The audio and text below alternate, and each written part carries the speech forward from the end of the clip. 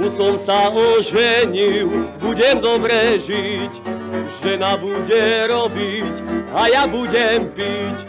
Žena bude orať, deti budú siať a ja si červeno vínko popíjať.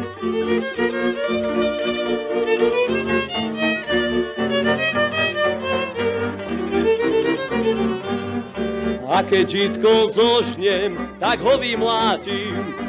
Potom si ja v krčme dlhé vyplatím. Žena bude plakať, deti nariekať.